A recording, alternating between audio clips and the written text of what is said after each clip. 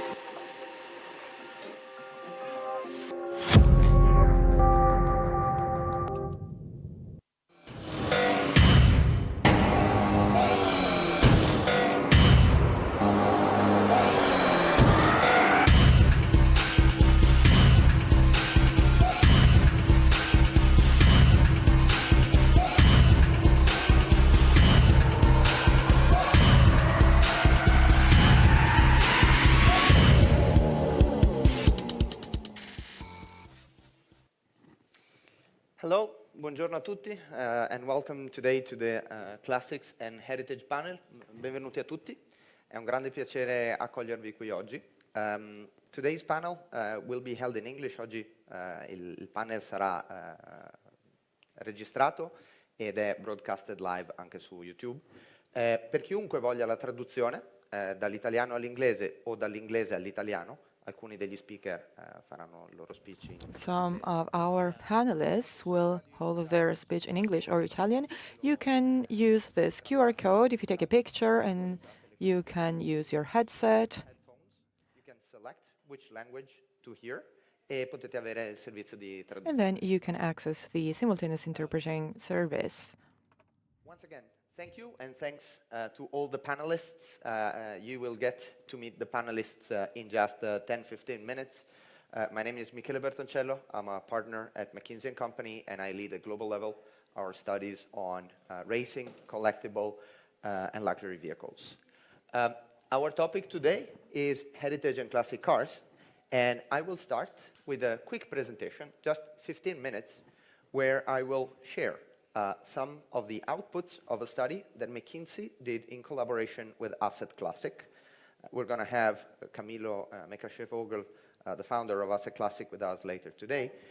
But last year, essentially, we tried to understand what's the business around classic cars, what's the source of passion for people all around the world around classic cars, and what are the preferences of buyers, consumers, passionate people.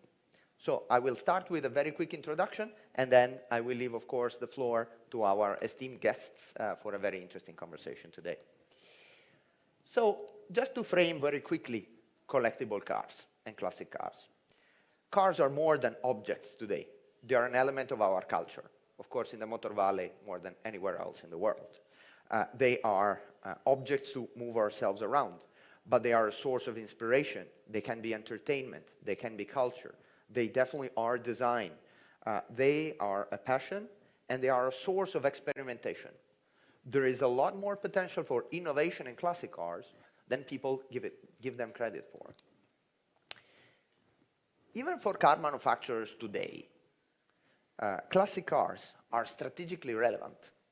They're relevant because it's essential to engage customers through heritage.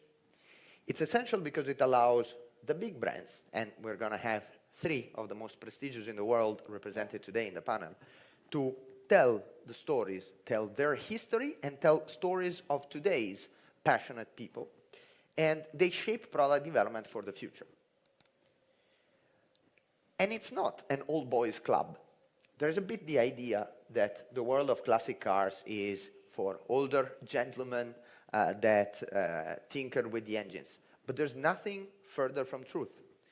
Classics today represent a great opportunity to engage younger audiences, because typically they are an expression of ourselves, non-conformity, which is a value of newer generations. They are credible from a cultural standpoint.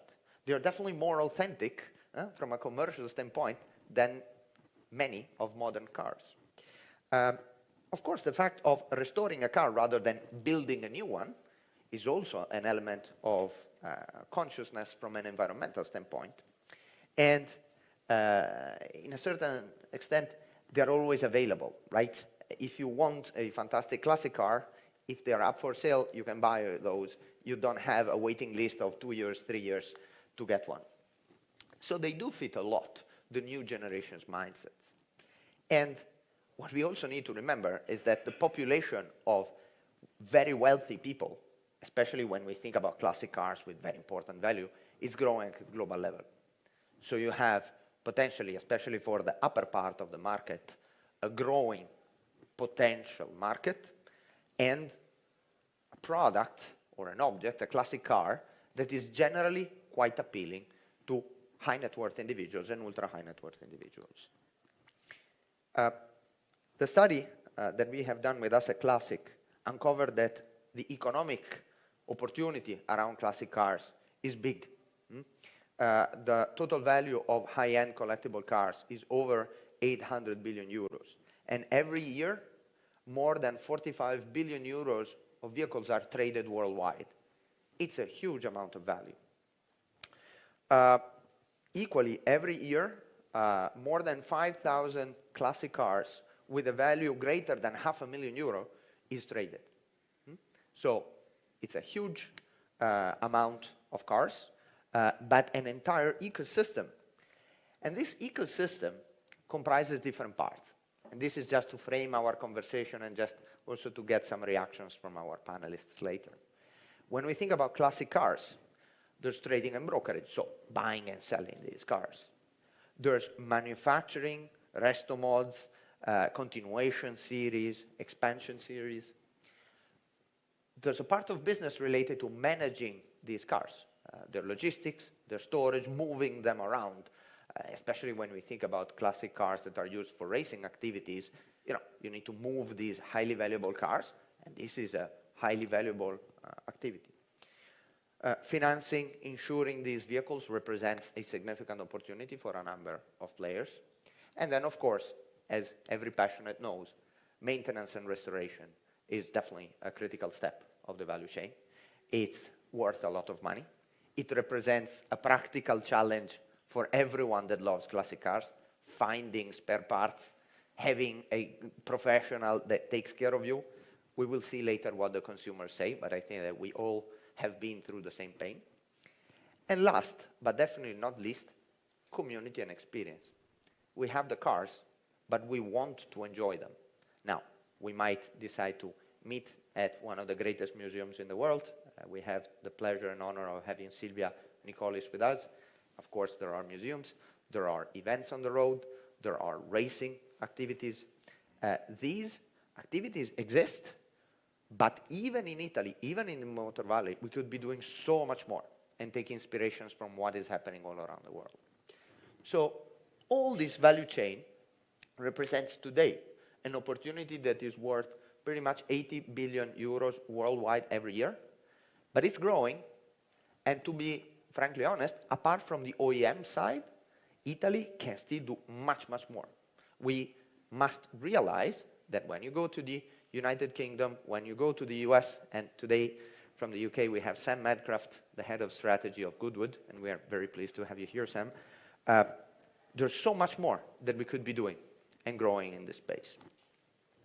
So what do the big collectors say worldwide? We interviewed, again with us at Classic last year, more than 250 among the most important collectors in the world to understand a bit their mindset.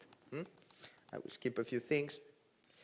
So first of all, of the people that we interviewed, the vast majority owned between 2 and 5 cars, okay? There were some bigger collectors, people with 6 to 20 cars or more than 20 cars, but let me say, in average, the panel we interviewed had between 2 and 5 cars. And we asked them, why? What are you interested in? Why do you own these classic cars? So the first high-level view is the fundamental reason why they own these cars was, for the majority, driving and enjoying the experiences. So you have these objects and you want to enjoy them. But a significant portion, a really significant portion, and we will see more details about that, is focusing on the asset itself. The classic car also as an investment, also as an object of collection. Projecting social status is part of this picture for some of the respondents.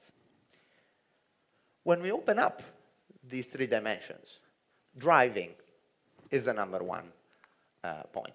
And of course, it doesn't surprise us. I think that everyone, every collector, every passionate person about classic cars enjoys a very analog driving experience, and this is becoming sometimes more and more difficult to get from modern cars. But it's interesting that when you break it down, actually collection and investment potential are the second and third most important reason. So classic cars as an object of art, as an object of driving pleasure, but followed by collecting and investing as a fundamental reason for these collectors. Now, every collector has some cars that they drive, some classic cars that they drive more often, some cars that they drive less often. Maybe because they're not in perfect condition, maybe because they don't have time, but the reality is that a lot of these classic cars don't cover many miles. A lot of cars tend to stay in a garage and be moved once, twice, 3 times a year. So once again, as we will see later, and this is relevant again also in Italy, storage and maintenance of these cars is very, very important and is perceived among the biggest challenges from customers. We will see it in a minute. We asked, what do you do with these cars? So people say, look, I drive them, short drives around home or longer trips, and this is the primary activity.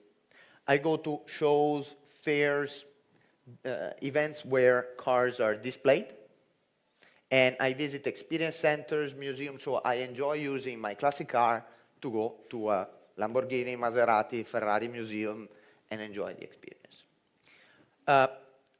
What's interesting is that one element that has been growing a lot vis-a-vis studies that we had done years in the past is the video blogging or vlogging. So people love to create content, take pictures, shoot videos, be seen in their cars. So an integral part today of living the classic car experience is creating content.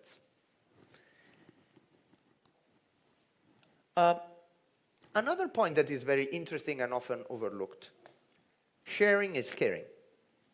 People love to enjoy classic cars in company with their partner, with friends, with sons, daughters, or with other friends. But essentially, the portion of overall respondents that say, no, look, I am alone in enjoying this, is very low. So the classic car is not only an object, but is a moment or represents a moment of sharing and enjoying passion with people you care about.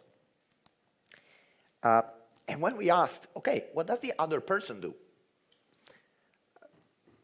Sometimes they drive the car or their own car. So you go around with friends or with your partner, and she or he drives her car. They do car maintenance, they do navigation, they do networking, they do tourism. In the Motor Valley, you go around, maybe in a beautiful Maserati, in a beautiful Ferrari, in a beautiful Lamborghini, or in a beautiful Lancia or Alfa Romeo, and you get to enjoy, in a different way, the environment. What's very, very interesting is the fact that other activities organized throughout the event, and we don't have the full detail here, but I will elaborate for a second, are very secondary. What it means is that people would expect, would love, to find more in classic car events. Not only car-related content. It could be cuisine, it could be art, it could be music, it could be something else. And I think that when we look at leading organizations organizing events, and of course in Italy we have Canossa, that is a global leader, for example, what's happening now is that the classic car is being used as an aggregating passion around which different contents are put together. And this is very important for all of us, because the classic car can become the epicenter of an ecosystem of brands and experiences. And people really do aggregate around classic cars. Collectors stay connected to their passion. So you have your car. What do? How do you connect with the broader community? Well, whether you are below 40 years of age or over 40 years of age, digital platforms are very important. Social media are the first way of connecting for people below 40 years old, and the close second for people over 40 years old. Social media became critical. In-person gathering at events, of course, can be physical meets. Classic car clubs, locations are definitely there. What's very interesting to me is that the community of classic cars still don't find their home on digital platforms of car manufacturers and events and gatherings organized by the car manufacturers. For the vast majority, people passionate don't necessarily think about their car OEM as the reference brand if they want to enjoy an experience or share their experience. Good or bad? I don't know. An opportunity for OEMs to do more? Certainly, yes. So very quickly, on the journey itself. The platforms that are most used to source information, to find information on classic cars are online forums, magazines and books. You see in black, digital sources, in red, traditional press, in green, personal exchanges. Once again, digital is important for everyone. It doesn't surprise us. It gives us instant access to information. A very important point is trust is the most important element and the most important factor for collectors and classic car passionates. People feel a general sense of distrust, and when we ask them, what are your biggest challenges? What prevents you from fully enjoying your classic car experience? What do you want? The most important factor is trusting a professional or a seller around a vehicle condition, making sure that what you are buying is not a lemon. So trust is a key theme. Close second is vehicle storage and protection. What people struggle with is, okay, I have this car, these cars, but I really struggle managing them. Maybe I don't have space at home or in my garage. I don't find professionals that take care of it. And this is definitely true also in Italy. Then vehicle information availability, bureaucracy, and serviceability come later. Interestingly, trust in the seller around price comes like fifth or sixth. So people are willing to spend, but they really struggle to find a reliable, trustworthy interface when they want to enjoy their passion. Another thing that was very surprising to us was the fact that people finance classic cars a lot more than many expect. Whether you are a very wealthy individual or someone that just wants to enjoy their classic car passion, more than half of the collectors tend to finance or jointly buy, co-invest in classic cars. Co-invest with friends and family, with other collectors, to a minor extent through crowdfunding, or financing through loans, leasings, and other forms. So people like to do it. And interestingly, this is also true for very expensive classic cars. So it's not only an opportunity, you know, in my mind, I was expecting people that cannot really afford to buy a car to say, look, I get a loan. No, it's different. For highly valuable classical cars, a significant number of people choose to finance them because this is the way they manage their personal finance. They could easily buy those vehicles, but still, they prefer to have debt, maybe because they have very good credit rating, and they finance these cars. Once again, in this space, I have to say, the OEMs don't have very often an offering at all around this.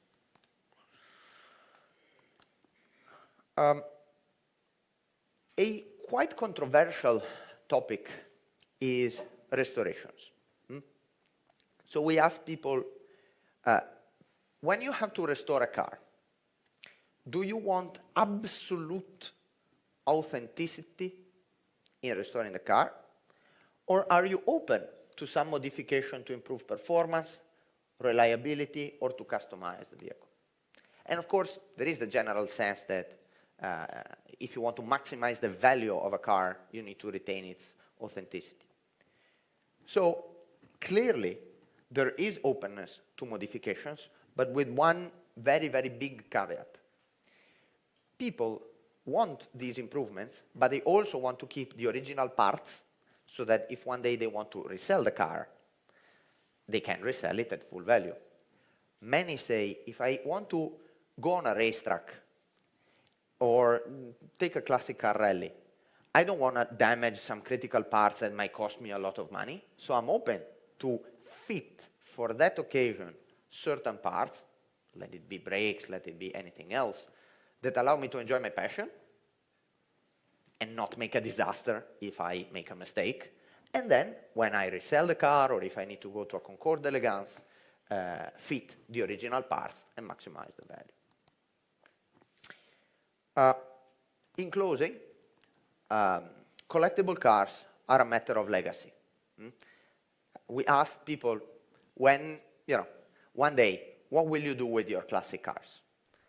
Now, this is a self-declared thing, but it's very interesting to see how 55% said, I'm not going to sell the cars. I'm going to passing them on to my family or to my friends. Only 34% declare that they will sell the classic cars they own. Now, this is probably more aspirational than in reality. Reality is that more people end up selling their classic cars, maybe trading up, maybe selling away their collection. But it shows how much passion and how much personal meaning people attribute to classic cars, to the point of not even conceiving to sell them and be separated from their classic cars. So, in this sense, and at this moment, I would like to introduce our panelists today. I would ask you to come on stage, and we'll do a quick round of introductions, and then we will start with the questions. Please come on stage.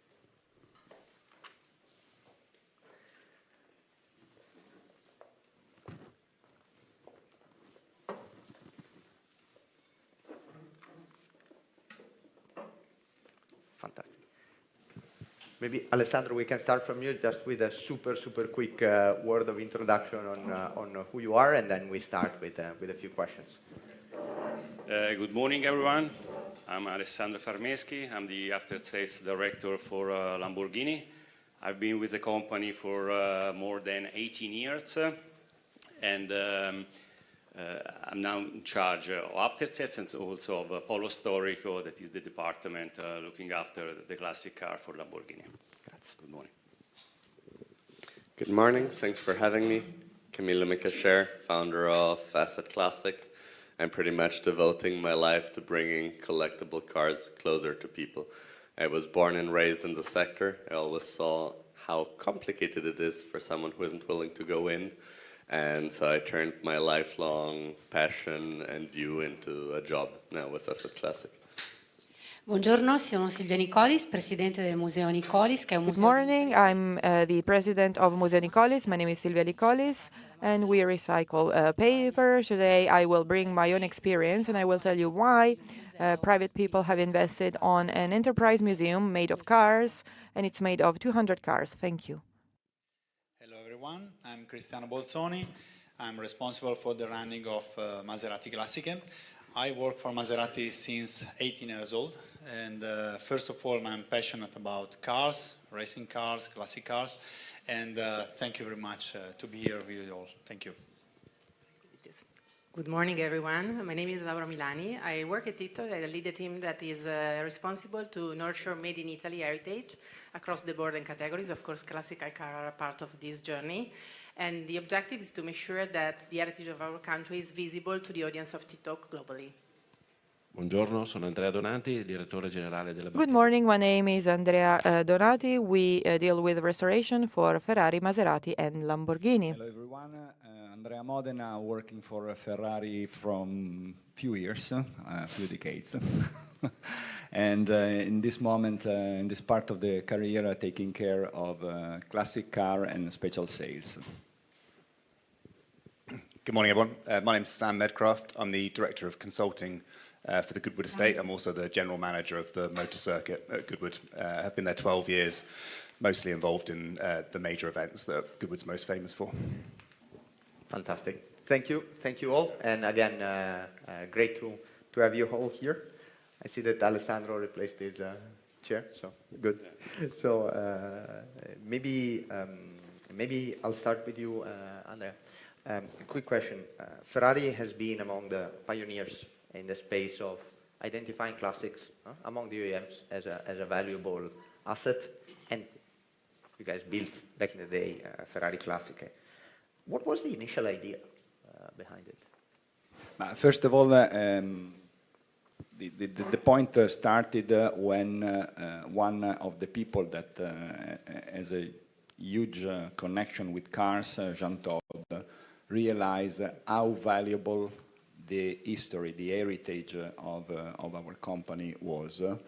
And he realized how much this should have been managed internally in order to leverage our history, our racing history, because that was at the very beginning the reality for the future development of the company, and also considering the future development of modern cars coming from our racing historical past.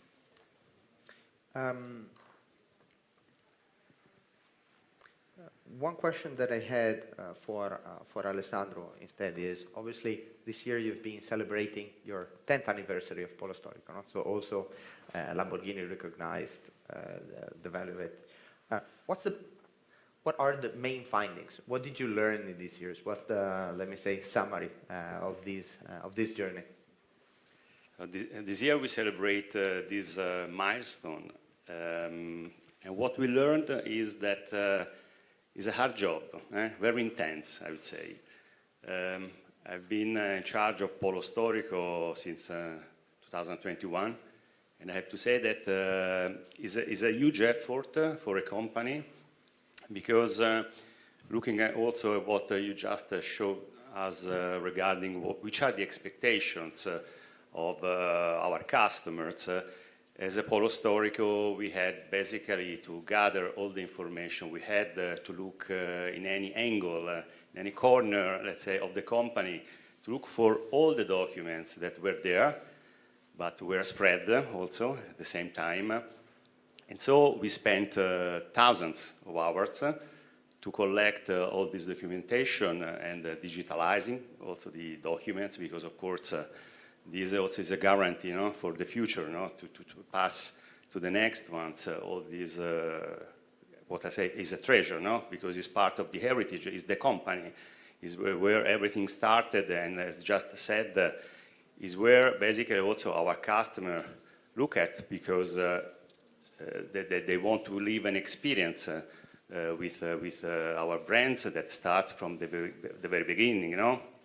And so what we did also was to spend hours in looking after the history of each single car. Because it's not just about the spreadsheet, the technical spreadsheet, it's also about what each single car has represented. And I believe that what we learned was, and is, that what customers want is a company they can trust. So basically what we say, what we tell them, what we write is the reality. Because behind the classic cars, you know, there are many conditions, many situations. Sometimes what you see is not in reality what it is, and therefore a big effort is also in finding all these things that then once you give back to a customer a certification rather than a car restored, they know that they have a value in their hands that is certified, and the certification that we provide as a manufacturer is unique. Very clear. Cristiano, of course, Maserati is based in Modena, and classic cars represent the history of the company. How does Classiche meet with the history of Modena, and how do Classiche tie Maserati to this territory, to Modena itself? Yes, well, Maserati, of course, is strictly connected to Modena, because since the end of 30, Maserati was moved from Bologna to Modena, and then it starts the second life of Maserati, one of the many lives of Maserati. The good things that everybody knows is that now Gran Turismo and Gran Cabrio go back to Modena, for example, and this is a good thing not only for Maserati, but also for all of our passionate, and especially for Modena and all the Motor Valley passionate. But let me give you our point of view through different sentences. First, of course, Maserati and Modena are strictly connected, as I said, and is absolutely vital for a brand as a Maserati and a department like Maserati Classiche to be here in the Motor Valley, because only here for Maserati is possible to build a part of the company that are working with passionate, with people that need to support the car through restoration, components, and certification.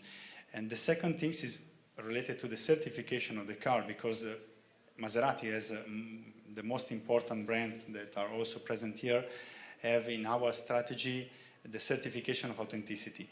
And the good things for us, for example, is that the passionate and our customer are very happy to certify the car in Maserati, because not only the car go back when the car was born, but because Modena and the Motor Valley can support us to build a customer journey, to build a nice trip for them, not only because Maserati is Maserati, but because Maserati is part of Modena and the Motor Valley, and that is very, very important for us. Thank you very much. Silvia, menzionavi prima l'importanza. You mentioned Quanto sia innovativa, o quanto sia stata innovativa da parte di tuo padre l'idea di creare how important an idea was creating a museum, building this incredible collection in Villafranca. What was the idea? What was the starting point? And how is this idea evolving? Good morning, ladies and gentlemen. Thank you for this question. The starting point was a human idea. My father was born in the 30s. He had experience well. And at the very beginning, he used to work with a cart and a horse. And then he used to work with a bike. He came across the first trucks. He fell in love with mechanics. And fortunately, after World War II, he bought some cars that was dismissed by other people. He collected paper, and so the passion for recovery was great. And then he started collecting cars, but we collect cameras, musical instruments. And thanks to this vision, thanks to this intuition, he could build up a collection. But at the time, he didn't collect just out of passion or for financial reasons. He collected car to give objects a new opportunity. Then years have gone by. Paper is our core business. Our museum extends over 6,000 square meters, and we decided to share our passion. We are not the owner, we are the guardians of these cars for the future. Our mission is about sharing a past that belongs to all of us. Our museum is a business museum, and this is how we stand out from other museums.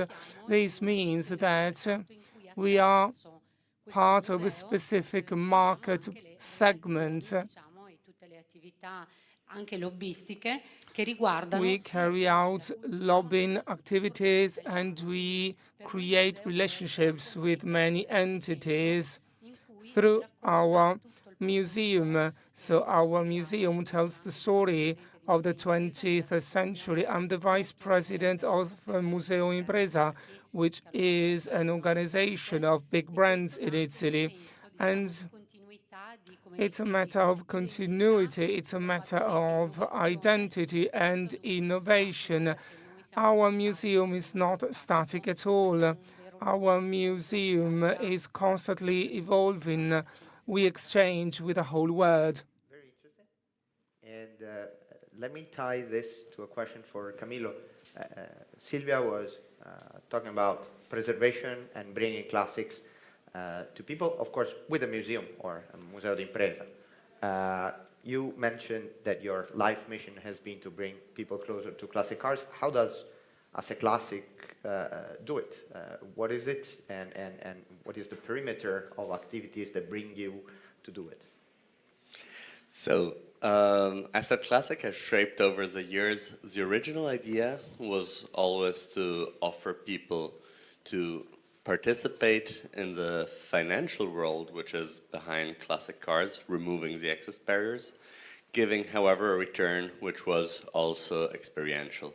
So, simplifying it to the max, the concept was offering people to invest in a very healthy, solid, realistic, asset-backed business in a safe manner is easier than to just tell them spend in your passion. But at the same time, we bring the people who join the journey along a discovery journey. So we actually want people to experiment cars, come to events, understand the beauty behind them. So it is not a passive investment product. It started out as something very active. Also leveraging the magic power of classic cars to connect people. Because reality is, if you go to a presentation by some venture capital fund that tells you you did 12% this year, okay, then you all drink a glass of wine and you go home. If you join an event where you see that you actually now own a part of, we have in our portfolios Lamborghinis, Ferraris, Maseratis, you get to see the car, to touch it, to hear it, to drive it, then that really facilitates a much deeper connection among people. And as we were building this out, we increasingly saw potential to also then speak to players in the space on how to generate additional value. And we saw the big value in offering increased transparency. Because as you saw from the figures before, the market is huge, but there was no evidence for this. So we worked over an extended period of time, very closely with McKinsey, on really putting numbers behind this. And this is helping us objectivize also the interest of the classic opportunity, as we call it, for the traditional players. And we've been privileged to exchange many thoughts with the brands present, for instance. Because we believe this is one of the most interesting opportunities also to save our European automotive industry, and most relevantly, the automotive industry of the Motor Valley, which lives and breathes in its heritage. Thank you, Camilo. So we spoke about museums, we spoke about the investment side. Sam, you, first of all, have one of the greatest jobs in the world. And of course, Goodwood has been, for our entire industry, for our passion, is the epicenter of many things, of passion, of events, and obviously the experiential side of the Goodwood revival is admired and cherished by everyone in this room.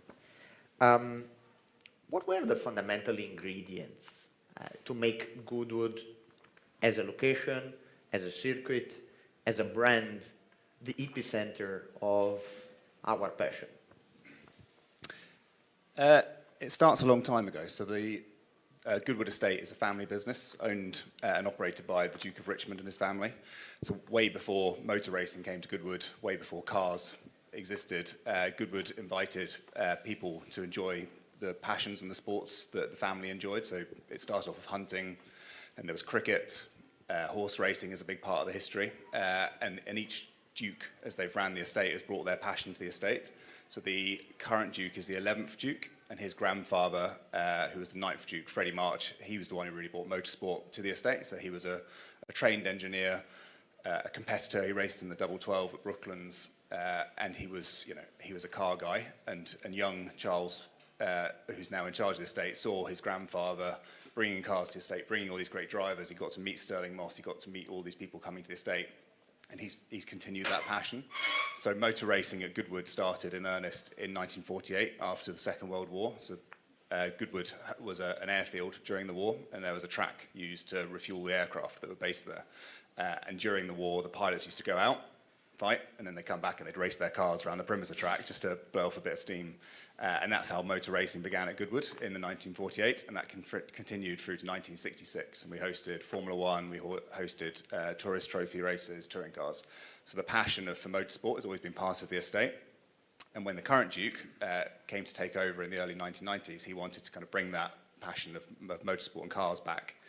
And he wasn't allowed to. He wanted to refurbish the motor circuit, and because he'd spent the last 20 years making so much noise at the motor circuit with testing Formula One cars, the council wouldn't let him. So instead, he invited everyone to come to his house and do a hill climb up the driveway, and that's how the Festival of Speed started.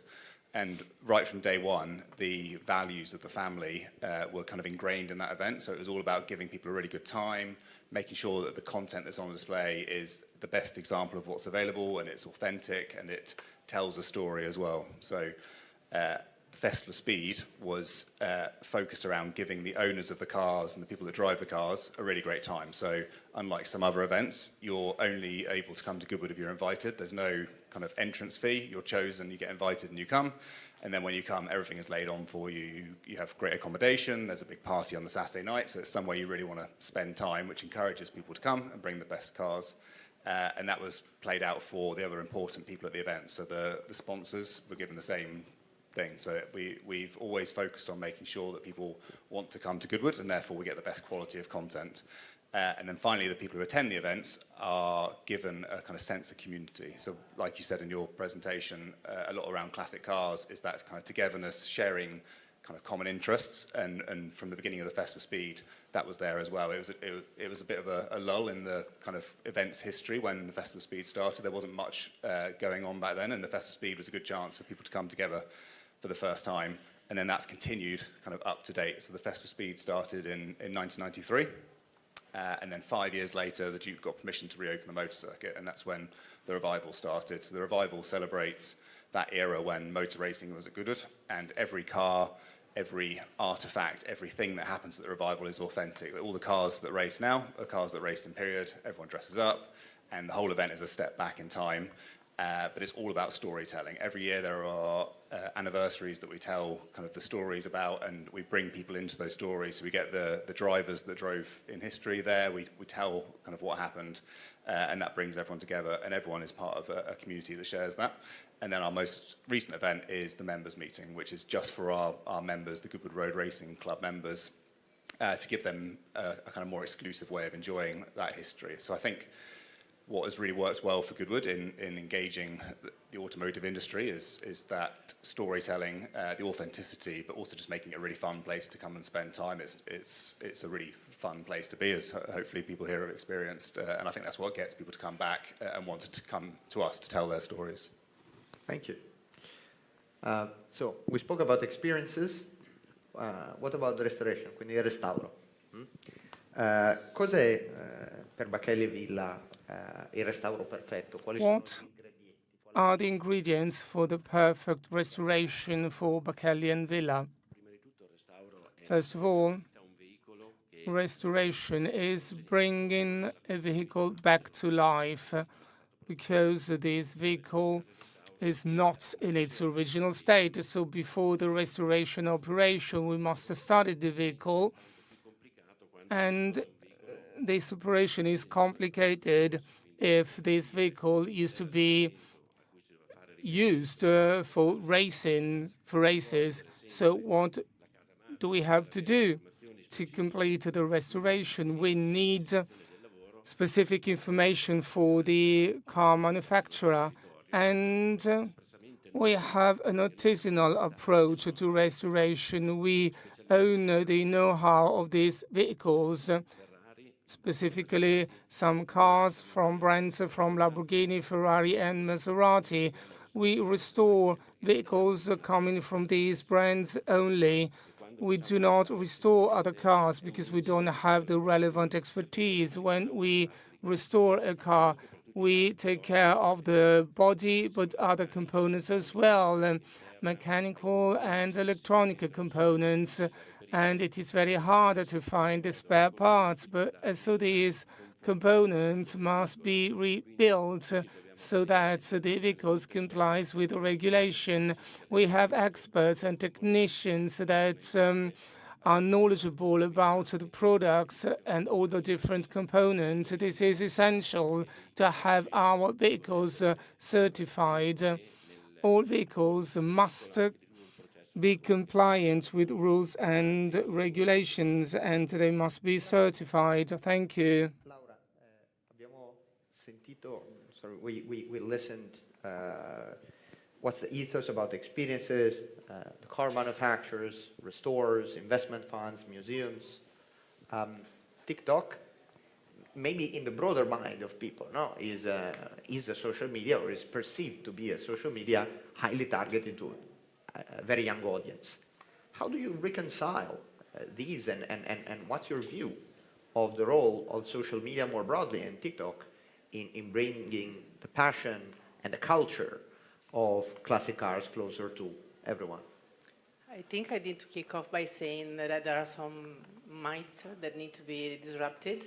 The very first one is actually that TikTok is not a social media. And so the technology behind the platform that is engaging with over 1 billion people globally is related to content creation. And content graph is the driver of success of storytelling versus the connections that we have. So that's where the opportunity is into engaging with consumers more broadly than the networks that we have. So passion is the driver linked to content. And that's one key aspect that is not necessarily as known as we think. The other one is that it started by, the very young audience, the Gen Zs, with some codes into the storytelling, so visual, audio on, so people engage into TikTok by, opening up the app and saying, I'm gonna do TikTok for half an hour, I'm gonna enjoy the series, I'm gonna see the event, a live show. And then more than 50% of the people using TikTok today is above 25. So it's evolving, I would say it's no longer that young. It's maturing with the community because there's a broader, mature community that is enjoying TikTok. The thing is that we talk about Gen T, so people that, despite being, let's say, not Gen Z by nature, have that Gen Z mindset. So I was very fascinated into seeing their research results and seeing, vlogging is a thing. And that's what we get to see, actually. The content that is the most engaging is the one where we get to see, people sharing their stories. So those are the very first two things I think to recall, which is an amazing opportunity for the industry. And definitely in this sharing, passionate people are a very important part. I guess also the big manufacturers are part of it. And there's a whole ecosystem, no? We heard yesterday many times this concept of ecosystem. Andrea Pontremoli mentions it very often. And of course, around Ferrari Classiche, there is an ecosystem, out of which, of course, as the other Andrea mentioned, also Bachele and Villa is part of. What's the perspective of Ferrari vis-a-vis the ecosystem of suppliers, of restorers, of companies around Classica? But, ecosystem is the real situation, because I was looking before at the slide you were introducing, and which thanks to the connection we have, I had the pleasure to know in advance. We were sharing this thought in advance. When you mention EOM before and the possibility for them to enlarge their activities, the number of opportunities they can offer to collectors, and I love a lot the word custodian. Car started, most of them, much longer than we were in this earth, and we know that they will last much longer than we will be here. So custodian owning the car, custodian managing that cars. At the same time, OEM cannot do everything.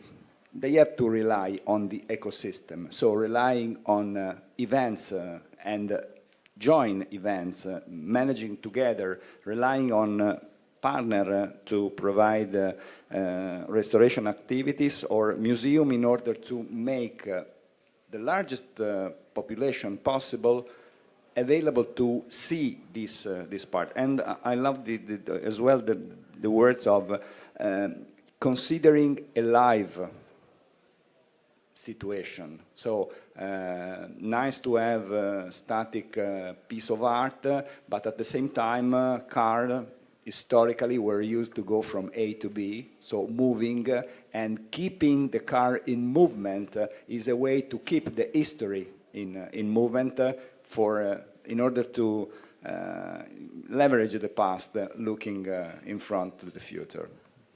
Thank you. Alessandro, of course, we heard about this element of keeping the passion alive, keeping the cars alive. Polo Storico crossed its 10 years mark. When you think about the areas of development, no, for Polo Storico and in general for Lamborghini's approach to classic cars, what are the big pillars that you see ahead, the things that, apart from the incremental improvement of everything you do today, what are what's your vision and your dream for the areas to cover going forward? I'd like to say that in terms of what to do next, because it's a continuous, let's say, development, as you just mentioned, we never stop. Also because we have a few cars coming that will be in the heritage, in the classic world in a few years. If we think about, for instance, Murcielago, that, by the way, is the first car I drove when I joined Lamborghini, so it's very close to me. And I think that our goal for what is coming, the challenges we have, is in the end to maintain the knowledge and the expertise also in-house. So it's good to connect to all the partners around us, for sure, but we cannot forget that we need to maintain the heritage in terms of the knowledge about the cars. We started with the cars produced since '63, but we have also the cars that just went out of production. And what we need to do also to avoid the huge work we did just 10 years ago, starting 10 years ago, is to prepare the ground to make this a natural, continuous work. And so if you imagine a company that is always looking forward, because all our companies look for the new products, what to do next, how to approach the new customers, how to engage the new customers, Our goal is to look back and engage with the current customers, because most of our customers of Polo Storico are also customers of the new cars. But this is something that has to be further developed. We were just mentioning the events, no? Showing the cars on the roads, having gatherings. I believe that beyond the technical side and the knowledge, the technical knowledge, I believe that what we can do furthermore is to engage with customers, organizing more and more events here in Italy for sure, but also worldwide. And in this sense, we are also working with our partners, our ambassadors, that are our dealers around the world to make this happen. Not easy, because you need to gather cars, you need to know where the cars are, because it's not easy to find all of them. But I believe that this is also important to create that sort of a halo effect to build on the heritage of the company, because more we talk and more we say about the brand, new or classic cars, whatever it is, in the end is all about the brand experience. Let me elaborate this concept or one element of what you just mentioned with Cristiano, which is creating this link between the past and the present and the future. No? In case of Maserati, of course, super long history, very prestigious racing history. To be fair, it happened in chunks of time, not necessarily on a continuous basis. Racing is a super important part of classic cars. Of course, it can be enjoyed at the revival, it can be enjoyed at some of the historic car series. How do you see for Maserati the link between the racing history of Maserati and the approach to classics and the approach to the future of the brand? Yes, thank you, Michele, for this question. Well, racing is part of our DNA since the beginning. In the 26, we present for the first time our logo. The Trident appeared in the 1926, and next year we will celebrate 100 years from this very important moment, the beginning of our adventure. And so Maserati starts his activities in the racing, and our characterization, our history is strictly connected with the racing car in Formula One, but not only with the sports car, in many different races, in many different models. And jumping to the actual situation, in the recent past with MC12, Maserati MC12, that it was born during our period connected with Ferrari, it was one of the most important car for Maserati and one of the most winning car in the history of the motorsport, and so that is very important for us. Today, racing is still in our background. We are racing in Formula E, in the GT2. This is the reason why we developed the GT2 Stradale, that is a Maserati that is a bridge between the racing and the street legal car. We had the extreme example how to characterize this experience in the Maserati Extrema. And jumping to my word, to Maserati Classiche, I'm very happy to live this very important event this year, because after 1957, Maserati enrolled once again a Maserati car in the Mille Miglia. And so this year we will participate with a A6 GTS 2-liter in a Mille Miglia with the same car that races in the 57. And so that is very important. And just to reply to you that racing is not a matter of our history, our characterization, but it's also a link for what we are developing for our street legal cars or for the actual racing car, but it's also connected with our past, because we are going back to the Mille Miglia with a Maserati that races in the 57. Fantastic. That's great news. Thank you. Silvia, naturalmente... Silvia, for sure, a museum is a In the live reality, we have three main manufacturers here on the stage. What's the relationship and the collaboration of the museum with manufacturers? And what is your dream in terms of the relationship you have with the different manufacturers? So to us, we have been open for 25 years, and since the beginning, we have been collaborating with all brands and manufacturers. So we have a good relationships with museums. We also work with the Mauto in Turin, which has a documentation center. And we also have some relationships with the institution to protect cars, so this is crucial to us. As I said at the beginning, to us, giving value to the history of the automotive industry, well, this is our asset. Very recently, Minister Urso of Made in Italy visited us because we are trying to consolidate an action that is working towards the Italian proud and the automotive proud, because it is important to transfer what's the creativity and the design part, and also the ingenuity of being a human being. When we approach the new generation, this helps us create a dialogue with the same language of young people. And what we're interested in is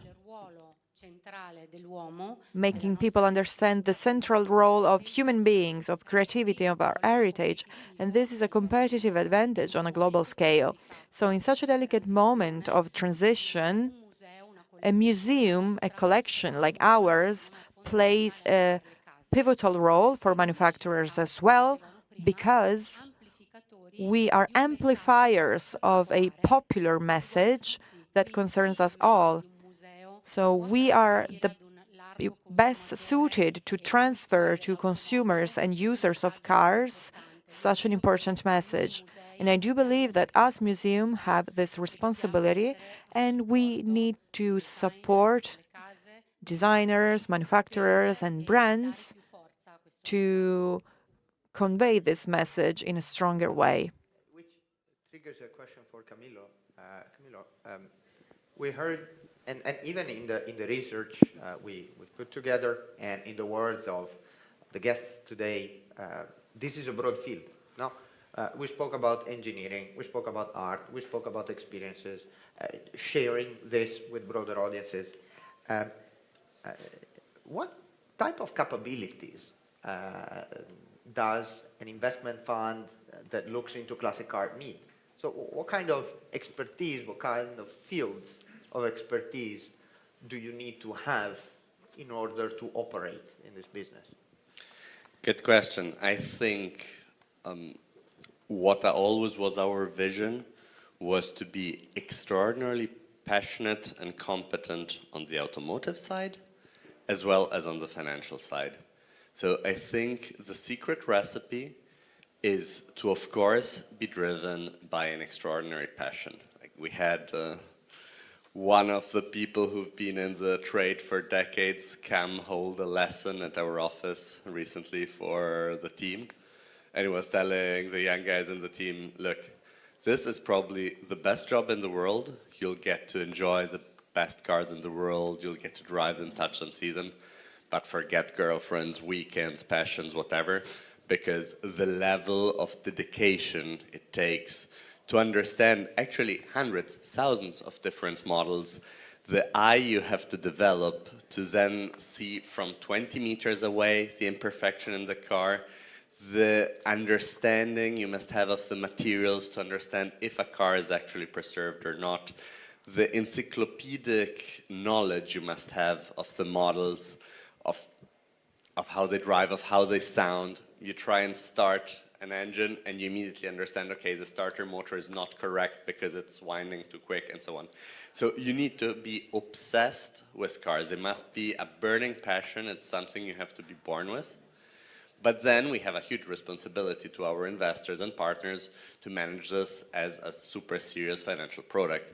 So then all of us also have a financial background. We've all done consulting, private equity, because in the end, again, I believe collectible cars are one of the most interesting and stable investments out there, because you combine art in terms of desirability and scarcity. You combine the absence of country risk, because unlike real estate, you can move them around. You have 50 years of data showing that they are stable. You have something real, so it's not like investing in a startup that might work or might not work, but you need to be extraordinarily disciplined. And that's a bit of a magic mix. So recently, when opening up a new intake, we had over 600 applications in 2 weeks, because ultimately it's everyone's dream job. Now you get to spend your days with physically touching Ferraris, Lamborghinis, Maseratis and others, but you are also putting to good use your finance studies and so on. So it's a dream job. But in the end, to actually find the right person is extraordinarily complicated. But it's what it takes, and we always insist on highest standards. One of the elements that you mentioned and that is coming across is this element of passion, of authenticity. And one question for Sam. One thing that was always very curious to me, and that is not so common, despite the general understanding, is the fact that at the Goodwood revival, you chose to require or to expect people to show up with historic outfits. No? People dressed up with historic outfits. Apart from the visual that is pleasant, but what's the value of it? What's the ethos behind this idea? Yeah, it's a good question. We get asked it a lot. It started so with the history again. So the Festival of Speed was the first major event at Goodwood in its recent history. And when it started, it was everything to everyone. So that event celebrated the history of motorsport. It showed new cars. When the revival came along, it needed to be differentiated. So when you were at the revival, we wanted people to know they were there. So everyone was encouraged to dress up to show that the revival is historic. It's a period in time, and then the Festival of Speed is more modern. It wasn't overly considered as a strategy. It was just a great way to kind of add a bit of fun and show the difference between the events. But what happened and what has continued to kind of drive success in that strategy is the content creation. So when you look at early pictures of the Festival of Speed, it's all pictures of cars going up the hill. We love taking photos of cars. If you look at the early pictures of the revival, it's pictures of people enjoying themselves next to cars, and that's what's made it successful. So when you go to the revival, you take a lot of time to dress up. It's an emotional investment in what you're going to look like, and then when you get there, you're part of the content, so you're part of the story of that event, and that's what brands now use to kind of activate the revival. So we create a motor show within the event. So it's like stepping back into Earl's Court in the 1950s and seeing a Ferrari dealership stand on the show. And what the brands do really well is enable the customers to become part of that story. So they'll step into a photo booth and have their photos taken, or they'll do something experiential where they're kind of driving the car, and that way the person has a unique kind of memorable experience at the revival, which they enjoy and they remember, and they want to come back and recreate that moment again because they've become part of the show rather than it just being the cars. So yeah, to answer your question, it wasn't that strategic at the time, but it's worked out really well to bring the customers into the story, into the content, and create that emotional connection to the event itself. Thank you. Andrea, invece una domanda che Andrea, I have a question that is close to the one I asked Camillo. Restoration is a complex and ingenious activity, and you mentioned the importance of talent. What are the personal traits and the main skills you look for in the people you hire in Baccheglia Villa? What excites you when you are looking for candidates? First thing first is passion. Young people have to prove in their job. Secondly is the attention devoted to understanding and acquiring competencies from other people. We have no documentation. Please bear in mind, just mechanics was born on design to be created. I have been working for Lamborghini for 8 years, and their body has never been designed. So components are based on experience, on reverse engineering of products we made, and this allowed us to export in the world what we represent today. So I think that Italian products in the automotive industry are an example of excellence. So when we pick young candidates, we select and pick people who are passionate about cars, who want to make them alive again, and mostly people who are willing to share their experience and acquire their skills and acquire new data based on research with IT content or with the exchange with other manufacturers and the headquarters and the manufacturers, because we share data with them. Or for sure, as for outdoors surfaces, well, we work with reverse engineering. So this allows us to create equipment based on which we will create and build the components that will be repositioned in a proper way on the chassis of the car. Laura, we heard today about passion, experiences. There's the world of classic car racing. When you think about TikTok, what kind of contents are there on classic cars? And what do you see going forward in terms of what type of information, videos, people that are drawn to the world of classic cars through TikTok? Lots of the content that we get to see into classic cars is UGC driven, so it's people passionate about cars that are showcasing, I would say, 3 types of content. First one would be around the legacy of the brand, let's say, the history of the brand. So the legacy with the family, what we know and what we get to see when we have the treasure of having a classic car. And so they record themselves, people, and share their story and their knowledge and the legacy and the feelings they have because they are owners of the cars. Then there's the educational piece, which is, I think, the biggest and the broader.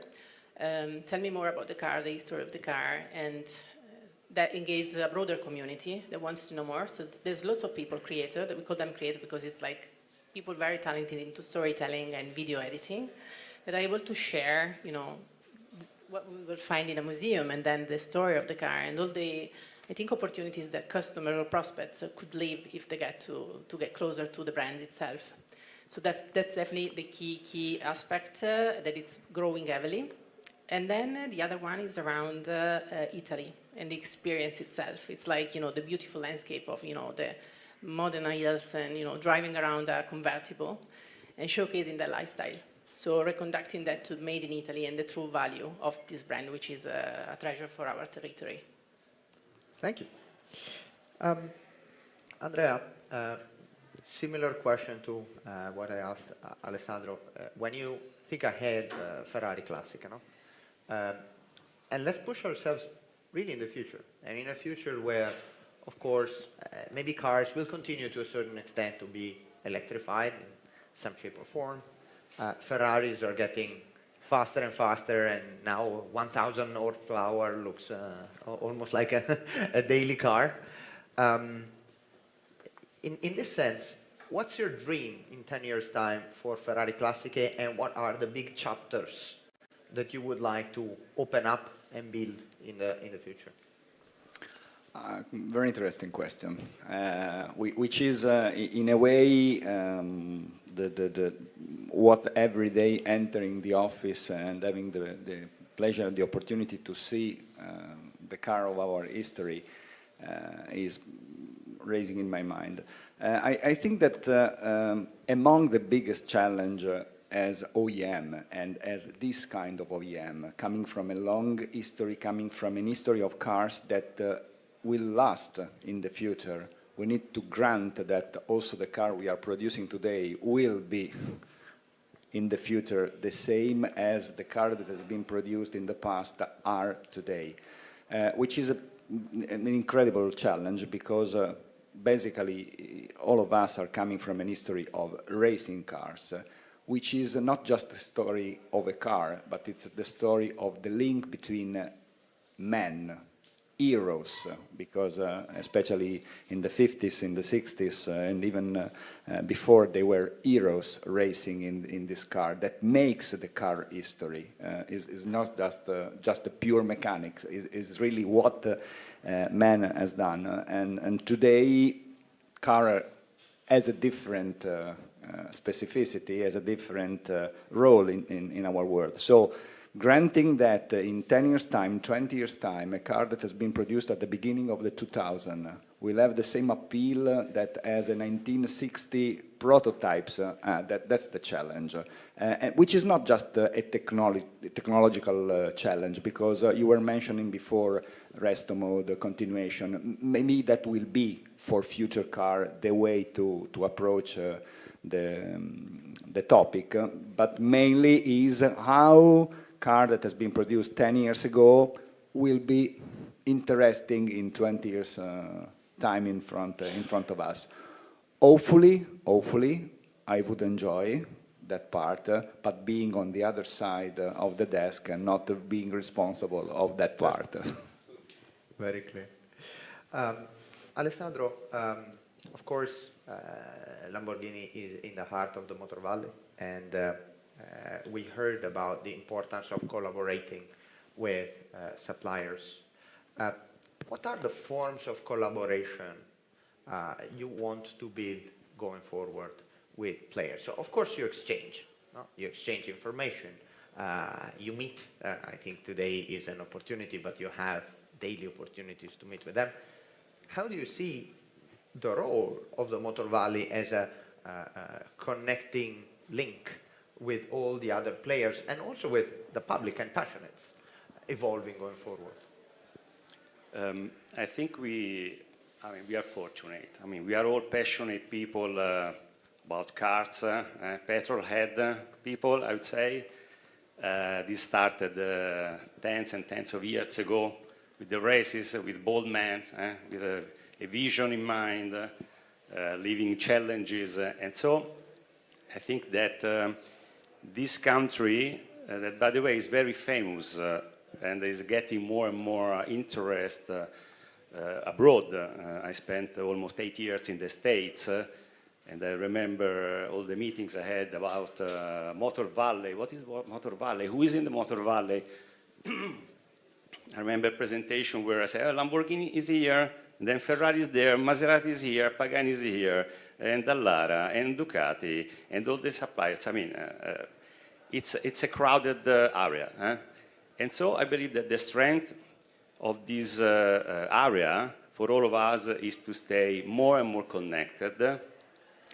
I would say establishing in the end, this would be a dream, it's difficult to make with everyone, but a strategic connections and partnership, because in the end, if today we are all here and discussing about the Motor Valley and all the brands, all the activities, is because all of us have the same dream, have the same objective, and this is going to last only if this will continue.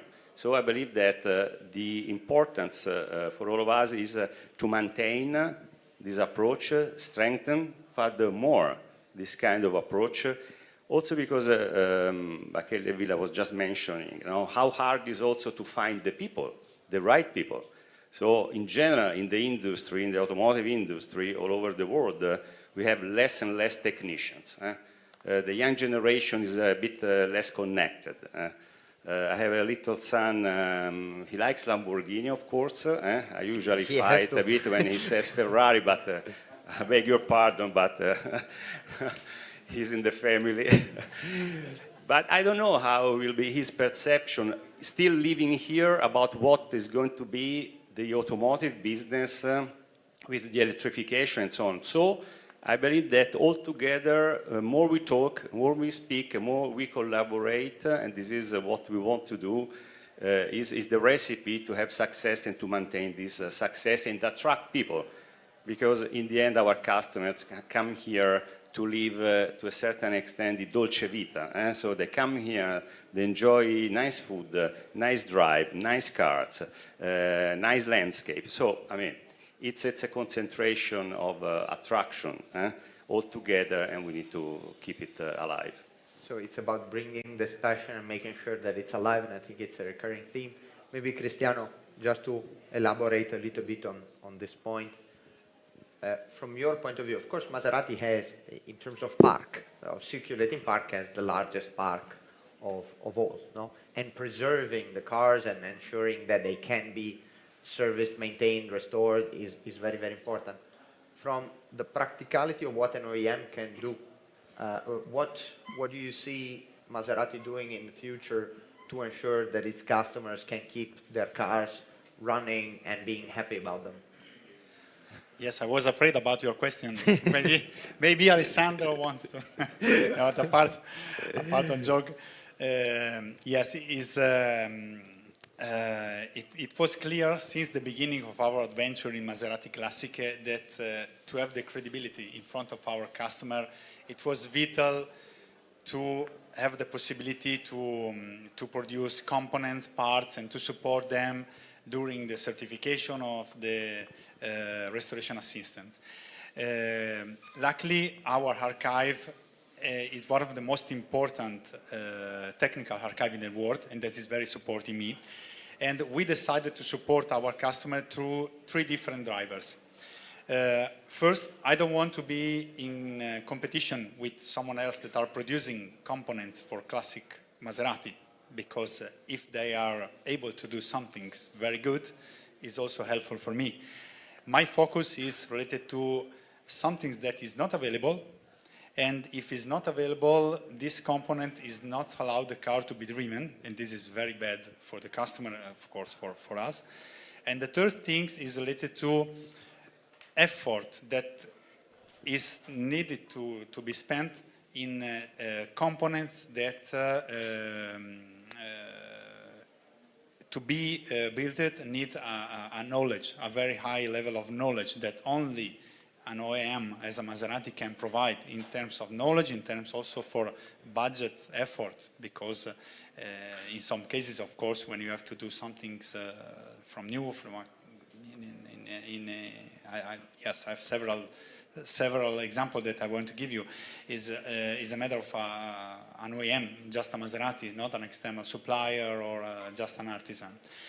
And it's a very huge adventure. Consider that to build a new component in Maserati, because we have to remember that it's very complicated in one hand. Working in a big company as a Maserati, Ferrari, or as well for Lamborghini, of course. First, when you need to build something new, first you have to find the drawing in the archive, and that's okay. Second, you have to make the reverse engineering, and we have a nice connection with the territory and also with the University of Modena and Ferrara. Then our technical department has to say, yes, it's possible to do or not, because you have to use a material that you can use anymore, like magnesium or beryllium, or a procedure that today is not allowed to be used. Then homologation, that have to decide, okay, the company is covered by some law homologation or not. Then legal department that has to say, okay, what's about the warranty? What's about the legal purposes that are behind this component? Third, you have to approach the parts and service that have to say, okay, I want to buy this, please show me the business case, how many components, because I don't want to be full of components for years. No? Then there is a tender with purchasing, in order to to find the right partner, possibly the old partner that already did this component, but of course not possible is always possible. Not always possible. And then finally you have a chance to do something. Okay, very complicated. Let me say that in 3 years of activities, now we are nearly to 200 codes. That is a tears in the ocean, but it's the first official step that Maserati did in a classic environment. So that is very, very important for us. Let me just give you a funny things, just 2 seconds, just to say how is important to do that and have a technical background that only an OEM can have. Last year we met a Japanese customer with a beautiful 200S, a Barchetta for a race car that raced in the 50 years. And he approached me for the certification because he was a super Maserati fan. He wanted to certify the car, but unfortunately for him, the engine was not correct for the car. The car it was equipped with a Maserati engine, but it was not the right engine for the car. And so we say, I'm sorry to say, we have to refuse the certification. And at the end of the discussion, the customer say, okay, but why you can't provide for me a new engine? And then we start the adventure and searching, drawing, whatever. No, it's a very long story. My hairs. Then you were hoping that you had certified the car. Exactly. No, it's good, don't worry. In fact. And now we are quite at the end of this adventure, providing the engine to the customer. So this is the reason why it's very, very important to have this background and provide these topics to the customer. Voilà. Thank you. Thank you. Silvia, una cosa che tra l'altro mi fa molto piacere vedere anche una nutrita presenza femminile oggi. I'm so happy to see women here as well. And you are the symbol here. You're fighting against a stereotype in the car industry. When you think of the Nicolis Museum and when you think of all the operations and activities you carry out for vintage cars, what are you going to do to attract more audience, to attract the young generation of women? We have been carrying out these actions for years. My vision of the museum is a typical business vision. We work a lot on developing target groups. We work in the tourism and hospitality business as well. So there is no gender distinction. And in terms of visitors, there is an increase of women and young people. And this is a very important goal that we have managed to achieve. We partner with many companies in the arts, sport, cinema, music business. Our museum is an immersive experience. It's an actual immersive experience. This is a journey. This is a journey through the history of the 20th century from different points of views. What is very important for us is ensuring continuity. You mentioned the future. And what is the future of our museum? Regardless of the fact that we own the objects that are displayed, we wanted to convey some values to the new generations.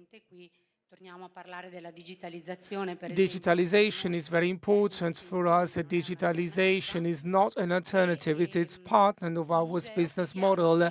Our museum creates a dialogue with different audiences. I have worked for this museum for 25 years, and I have realized how audiences have changed completely. There are many visitors that become passionate about cars. Martina is here with us. She is in charge of customer experience surveys, and they thank us for sharing a new vision of the automotive industry. On a similar topic about the stereotypes on classic cars. Now, one of the other stereotypes is that, for Camillo, is that it's an old science, no? So it's related to manual capabilities, personal knowledge, and oftentimes maybe people overlook how much technology, data are actually relevant, very relevant to this field. Can you give us a few examples of how you see technology and innovation being applied to the world of classic cars and maybe how it's relevant for us at Classic today? Absolutely. First of all, One very interesting point that came across a lot, ultimately, the cars which we see today as classic cars were the absolute forefront of technological innovation. Like the maximum human capabilities were applied to that race car when it was new. Then, okay, today it's a 50, 70, 90-year-old car, but still, I think there are very positive ways of integrating heritage and technological advancements also to protect them. And I think there are two sides. One is on how to ensure the historical knowledge goes ahead, and the other is how to ensure the cars continue living and being driven.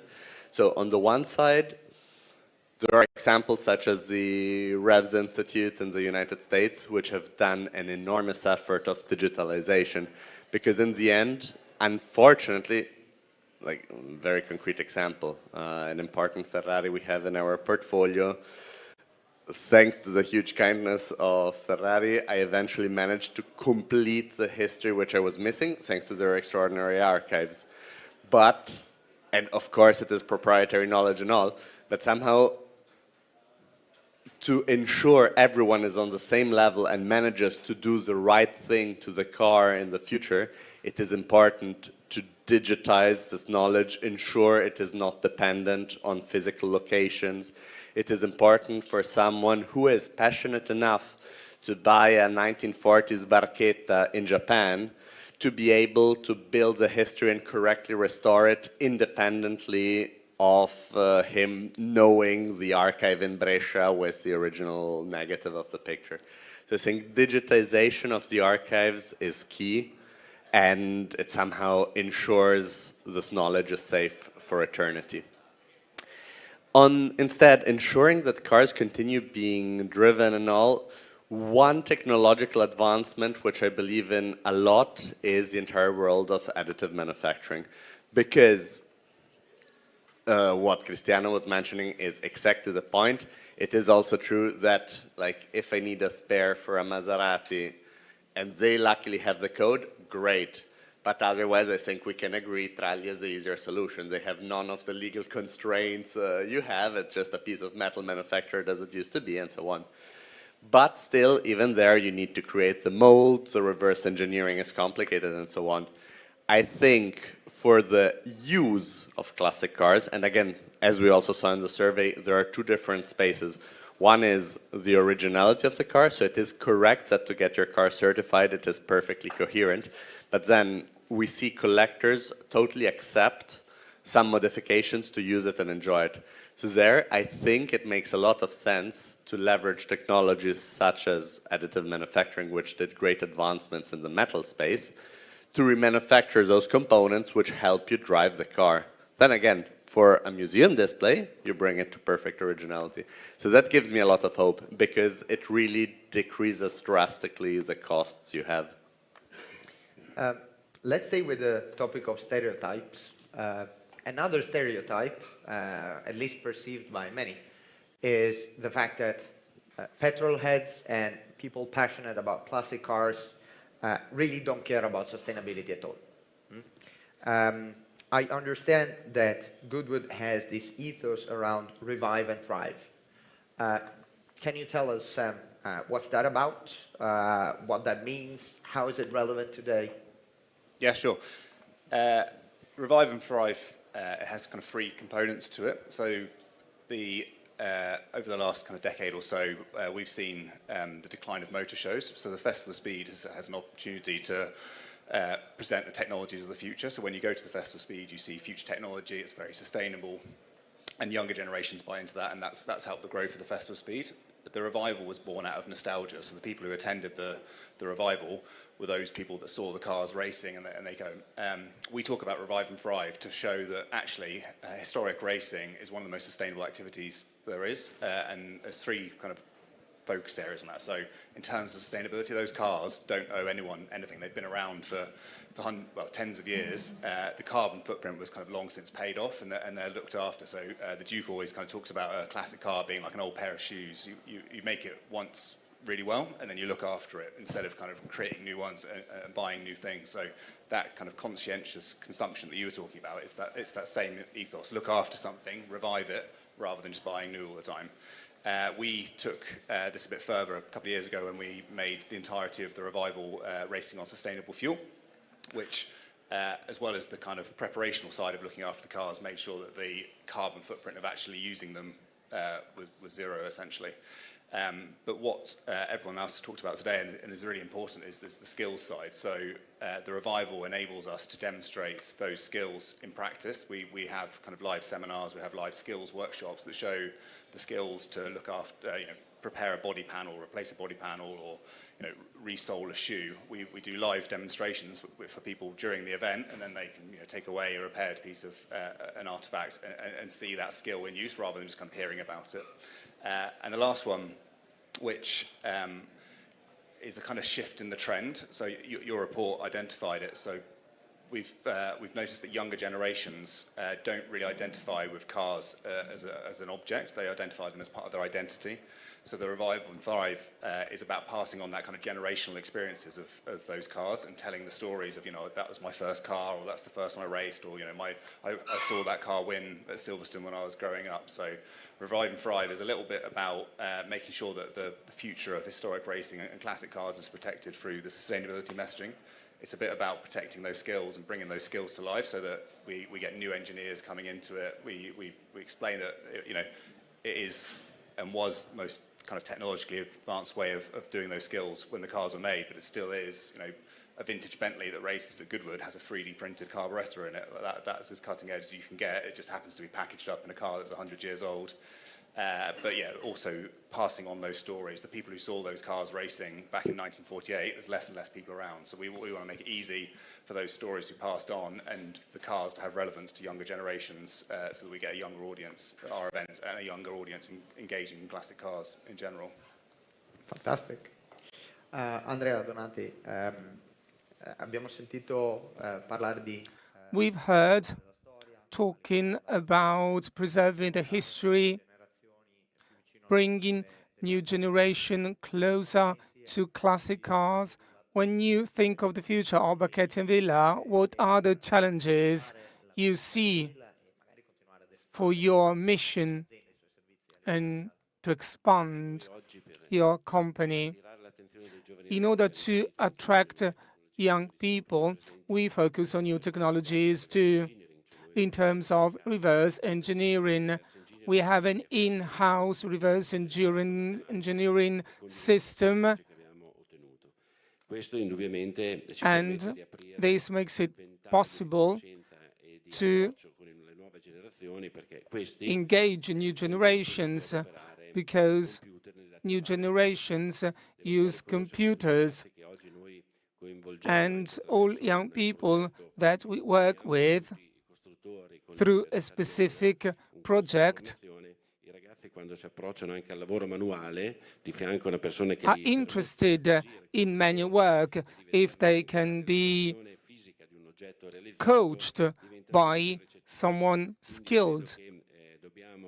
So, in my opinion, we must communicate the potential of this work for the future, and restoration will never be replaced by AI. Our job is manual, and it takes time to understand it and to learn how to do it. And we invest time, and we invest in young people. We try to involve them in physical manual operations, and these operations must be supported by technological research and by integration of new technologies. What Cristiano said is very important. Sometimes we must rebuild components with old materials which we cannot source today. This is why we must identify an alternative solution in order to have the vehicle certified, and this entails a technical research so that we can offer manufacturers solutions for certification reasons. Thank you. Laura, una domanda sul futuro. Questa conversazione è stata molto interessante, una fonte di esperienza, e un po' l'impressione è che ci sia tanta innovazione nel business model per le case automobilistiche più nelle auto classiche rispetto alle auto moderne. Cristiano with Maserati starting. Abbiamo visto con Cristiano, Maserati, eccetera, cioè è molto più difficile innovare nel nuovo rispetto al classico. Dal tuo punto di vista, quale sarà l'evoluzione del presente e qual è il ruolo di TikTok? Tra 5 anni. 5 anni è un periodo molto lungo per TikTok. 5 anni è tantissimo, decisamente, ed è un privilegio poter ascoltare tutti gli oratori qui, perché sono esattamente queste. They rely on social media, on digital means to understand more deeply the value of the brand. So I think the opportunities for brands and museums to show up with a voice and to twist it with the storytelling that it's contemporary. That would be beneficial for the brands to create a legacy, which is going to be a link, a bridge between classic and modernity. So that's definitely a key priority. I think I would say sense of urgency, because it's a missed opportunity. Consumers are there, the demand is there, the offering is very limited yet. So it's UGC driven. I would love brands to see, to be more aggressive and proud of the heritage of the brands you represent and share your stories to the community that is very eager to listen. The reward is there because people on TikTok are very loyal, are very much demanding, so they will be very curious about your stories, and they're very good ambassadors. What does demanding mean? What does demanding mean in your mind? It's like they want to see stories, like they spend a couple of hours per day on the platform, and average. So that means that they choose their time wisely, and they look for auto d'epoca. There's thousands of views around these keywords. It's how we, tailor content, and we, in the feed, in the For You page, in the pagina dei per te, showcase content that could be relevant. It could be different for any of us in the room, even if we're all car lovers and passionate about Moto Valley. And so that's where I feel the authenticity and everything that's been shared is crucial in the storytelling, but the reward again will be around the brand building beyond classical cars. And then the other aspect, which is also interesting, is like to see professionals. So switching from, again, UGC to professional sharing, the technology behind what you build, and then, again, revamping and restoring the cars and everything that we have. Then there's one last piece, which is, again, not future thinking, but I think a good tip for brands to kick off. It's like thinking about TikTok as a TV screen, where people become very passionate about series and then become very popular and trending, and everybody's talking in the squares about it, even if you're not on TikTok. And then you have this FOMO effect, which is linked to a couple of aspects in storytelling, like, generation, shifting and gifting the car to your grandson. It's like, tell me more from the lenses of a grandfather and the generational shift. Then it's about the educational piece. Tell me more about the technology of an Abarth like 95th. Tell me more about how it works, or how it worked. And then it's really the legacy, and so the landscape and the territory. So as we said, Motor Valley is very special. What's the best tour to do in Motor Valley with a cabriolet? And so those are like, a week with a cabriolet. It's a Lamborghini, it's a Ferrari, it's your brand love. And that's where people will be, again, very eager to tell their passion online and build brand reputation for the brands as well. Fantastic. So I will ask each of you a rapid fire question, and then we will open up to a couple of questions from the public before we close. So if you have, think in the next couple of minutes if you want to ask questions in closing. But I will ask one question to each of you, and it's going to be the same for everyone, and I will start with Camillo. What was the classic car that triggered the passion for you, and why? So I know, particularly complicated. Probably my fondest childhood memory was Miura P400 in orange my father had. He was driving me to school with it. And it's the first car with which I went on track. Sorry. No, but if I think of my childhood, like, we've had a lot, but that one was lovely. Sì. Okay, then I've got a plan B. My first car, a Porsche 924. The car cost 3,000 euros. That was very modest. And like, I got my driver's license, I moved in the car, and I got out of it 3 months later. Like, I packed my tent in the car, my guitar, a couple of friends, and until I... So, yeah. Very good. Alessandro, we go around. What triggered my passion was a beautiful, and this is not a joke, Countach, white Countach.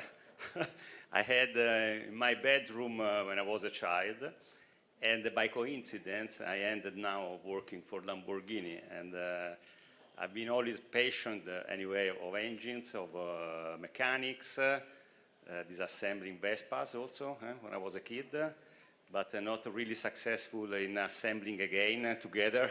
I had a few screws left here and there, but anyway, yeah, beautiful white Countach. Fantastic. Silvia. Ma posto che io sono nata sulle auto d'epoca e quindi... I love vintage cars. I used to dismantle headlights, so my passion is the ICE by Bernardi, and then I fell in love with Lancia Stura Mille Miglia because I met Vigi Villoresi. He was a driver, he used to drive that car, and he took part into the Mille Miglia, and my life is full of people who are not with us any longer, and I fell in love with so many vintage and classic cars. Voila, let me say that my passion starts, my passion is still linked with one of the most problems of my life, so I'm romantic. And in my family, we were lucky because of one of my cousin had a Maserati 3.5 liter, but what makes me the light of the passion, it was the Alfa Romeo GT Bertone 2 liter that my father gave to my mother when I was young, and the car is still on my family and is full restored by myself, and I drive it every weekend. Yeah.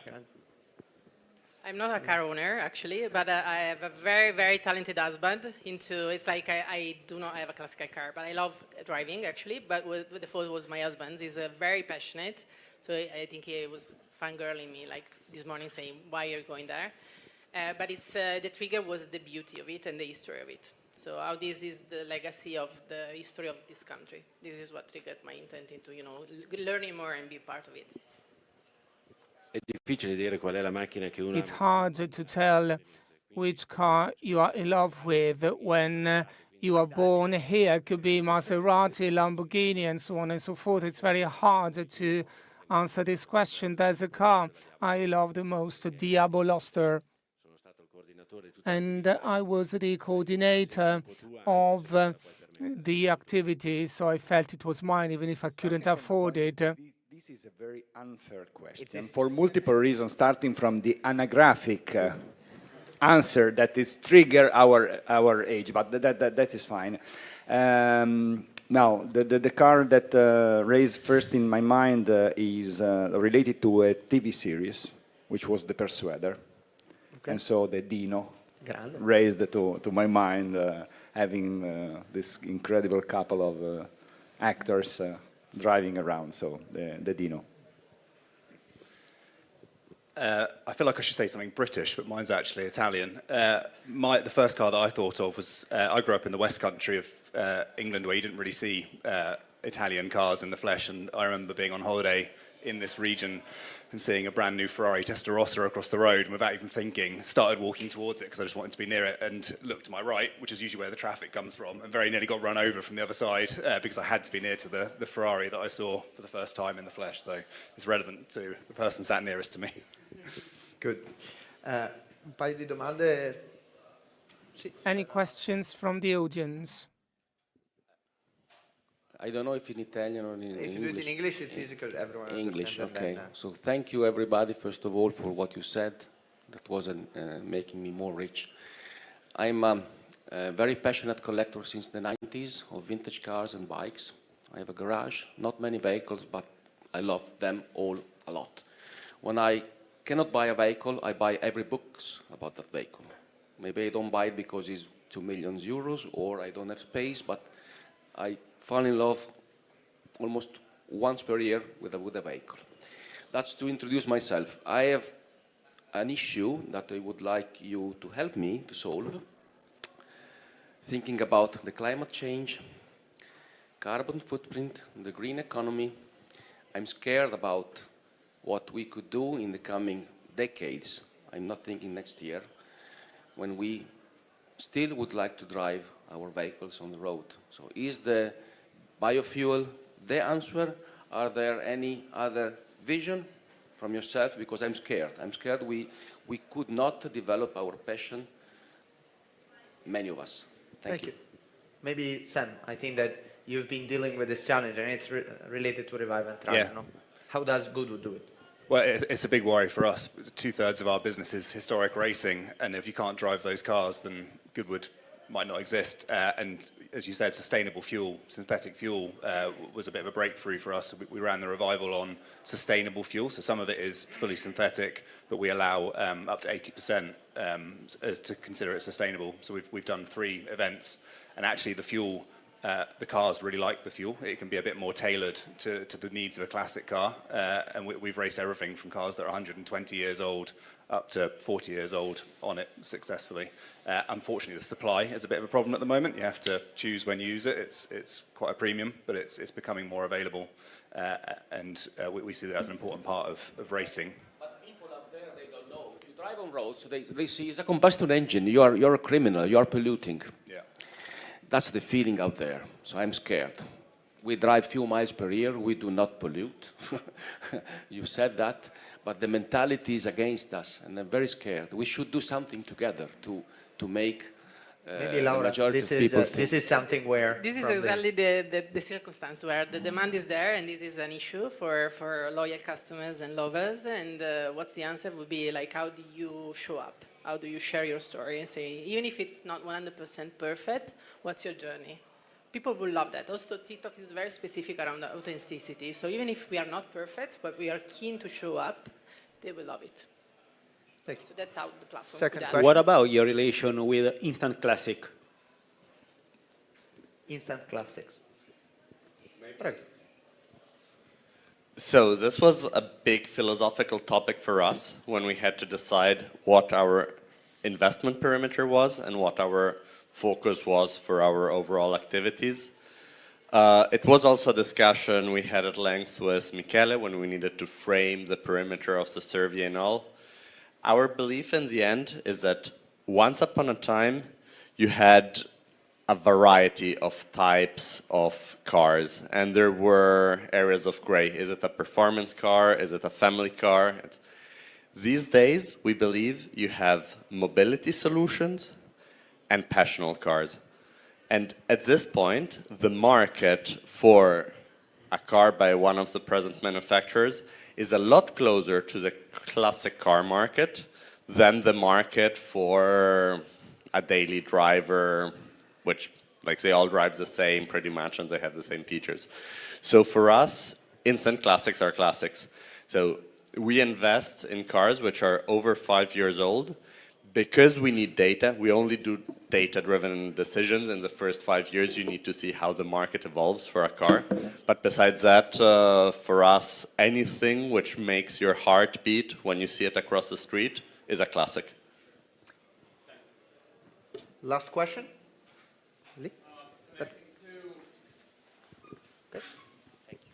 Connecting to what the collector said and everything that has been talked about, how do brands feel on connecting also with new generations, and the fact that obviously there's old engines, there's a lack of parts you cannot produce no more, and there's new technologies to green economy and stuff.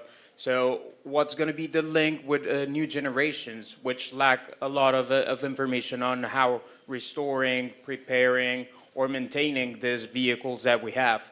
Are brands open to new technologies like, I don't know, hydrogen, electrification, but accompanied by yourselves, or what's the look on that?